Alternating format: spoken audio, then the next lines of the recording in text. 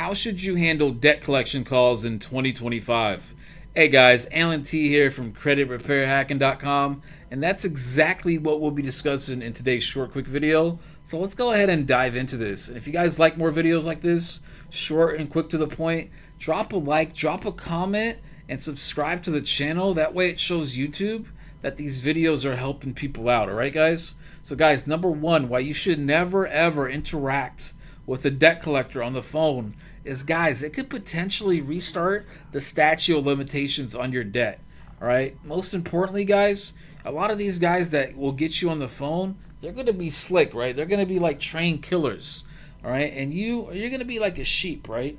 So you're going to admit to stuff that you shouldn't be admitting to. Next thing you know, that debt that is about to expire, he's going to renew it. And then he's got you on a recorded line, and then next thing you know, that debt could stay on your report for another 5-6 years, depending on where you live, right? So number one, guys, if you take anything away from this video, is you should never, ever interact with a debt collector. And the way you do that is you never, ever answer the phone, a text, or an email from a debt collector. You don't try to negotiate with them. You don't try to do all that stuff. You guys know what I'm saying? Because for the most part, a lot of that negotiation with them, that stuff doesn't work, guys. You guys know what I'm saying? Like, don't negotiate with them. Like, if anything, you can send like a dispute letter, but you don't want to be like negotiating with them on the phone. Like, yeah, hey man, I'll pay 50% right now. I know I owe money on that. Like, you shouldn't be saying stuff like that, right? Because everything you say is gonna be more than likely on a recorded line, and it can and will be used to validate the debt in a court of law if it comes down to that. So, guys, you got to be slick. Never ever talk to these guys, all right? Because number two, as it says right here, they may not be able to prove the debt. If you don't engage with them, the collector might lack documentation or proof needed to validate the debt. But once you respond, especially if you admit to owing the money, you reduce your leverage, all right? Especially if they can't even prove it in the court of law. Now, guys, I personally used a letter that's in my Credit Repair Hacking ebook, guys. My ebook is over here on creditrepairhacking.com, and it contains a list of over like 6 dispute letters. But I used one in specific to wipe over $8,000 worth of debt from an apartment complex, right? That said I owed the money, but they didn't have the documentation to back it up, right? So at the end of the day, guys, a lot of these collection agencies, a lot of these places that say you owe XYZ, they're going to lack documentation. And if you challenge them with you having the right documentation and you knowing the laws and all this good stuff, you can actually get a lot of debt legally erased, guys. All right? So number three, you risk admitting to the debt. Even casual language like, yeah, I recall that debt, or I'll pay it soon. This can be interpreted as an admission of debt, which can harm your defense, right? So some states treat verbal acknowledgments as valid for resetting the statute of limitations. So guys, I'll say that again. Some states will treat a verbal acknowledgement as valid for resetting the statute of limitations. So even if you just slip up on the phone, let's say you're tongue twisted, or you're this, you're that, you're having a bad day, you're just tired, you accidentally said the wrong thing, it's not true, he's got you on a recorded line, it's game over, man. That's it. My man's gonna get paid off of your debt. Or number four, they may resell the debt again. All right, responding can reinvigorate the account, causing it to be sold to another collector. Imagine this: one collector's done chasing you, and you think you're good, right? Next thing you know, 3 months later, it's a different collector. That may actually happen.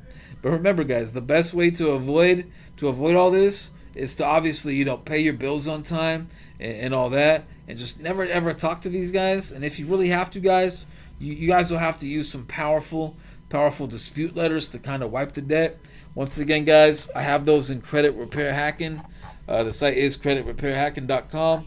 The guide is only $49.99 with a 60-day money-back guarantee. Not to plug it up too much, but some of those letters you guys may need. So number five, at the end of the day, it might hurt your credit repair efforts. Paying or interacting with very old debt can make it more visible or re-age it on your credit report. So guys, there's all these different reasons. At the end of the day, guys, you should just never ever interact with these guys. If somebody calls you and you don't know who it is, it's a phone call that you're not suspecting, you're not anticipating that phone call. Just don't pick it up, man. Nowadays there's so many phone calls with scams, and there's so many scams around phone calls that it's kind of hard to even trust a phone call. You know what I'm saying? Like at the end of the day, like I'd rather FaceTime somebody. That way I can see them. I'll be like, all right, let's FaceTime. And if somebody can't FaceTime you, like let's say you got a match on Tinder or something, right? If they can't FaceTime you, even though it says like photo checkmark verified, for sure they're playing games, man. Because everybody's got a FaceTime or an Android smartphone, right? So guys, at the end of the day, man, don't even respond to these debt collectors, man. Don't respond to unsolicited phone calls, texts, emails. You may even get some packages in the mail at times. Some of these guys are creative, right? Because they know you're gonna ignore the phone call. They know you're gonna ignore this and that. So I've seen situations in the past where the creditors, they'll send like a small package to the person's house, because that small package, it'll get you enticed to open it, right? And then it'll be like, hey, like the letter will be like real scary in there, right? So they'll get you to open it because curiosity kills the cat. Next thing you know, you're looking at that letter, and next thing you know, you ain't sleeping that well, thinking about, this company or that company may potentially garnish your wages. So guys, at the end of the day, don't deal with these guys, man. There's a statute of limitations in all these states for the most part, unless you're in one of these bad states over here. Like, let's see here, Kentucky. Let's see, what else is a bad state? Rhode Island. Yeah, like Wyoming. There's some bad states over here with some long statute of limitations. But then there's some decent ones over here, guys. Like, let's say you're in Alabama. Open account credit card. All right, that's the 3-year statute of limitation. That ain't that bad. Alaska's 3 years on everything, man. That's pretty good. So as you guys can see, man, Arizona's 6 years on a written contract, 6 years on a credit card. They tried to re-age one of my debts here in Arizona this one time, guys. I'll tell you what they did was the debt was about to expire. As you guys can see, it's a 6-year statute. And what the guy did was he reinserted it with a new date. So luckily for me, I disputed that by going to CFPB.gov. That's a CFPB, the Consumer Financial Protection Bureau.gov. And I disputed that by showing these gentlemen a screenshot like, hey, this debt was inserted with this date. And now because the debt is about to expire, the shady creditor, he's re-aging the account even though I didn't interact with them. I didn't talk to them. I didn't do nothing, right? So at the end of the day, I got that debt erased. I didn't pay those dudes. These dudes wanted like $1,300 from me. And this was back in the day, man, when I didn't have an extra $1,300. And I know a lot of you guys will be in that same situation because, the price of groceries is crazy. The price of gas is crazy. The price of car insurance is crazy out there, guys. So, you know what I'm saying? I got to put food on the table for my family. You know what I'm saying? And that's life at the end of the day. So, guys, you guys got to know these laws, man. You guys got to take advantage of the methods inside the book, creditrepairhacking.com. Guys, at the end of the day, if you can just take away one tip, one piece of advice from this video, never, ever answer the phone, guys. All right, because it could restart the statute of limitations on your debt. If you take away just one thing from this video, just take away that, man. You know what I'm saying? The statute of limitations, it's there. It's going to be on your side. Make sure you got a copy of your credit report. Make sure you take screenshots of everything. That way, if these guys do try to re-age it, you can show them the screenshot and kind of be like, hey, sir, this debt is actually from this time. You're editing it so it stays on for longer. You can't do that. So you guys got to know the shady techniques that they're doing. That way you guys can be on the lookout for it.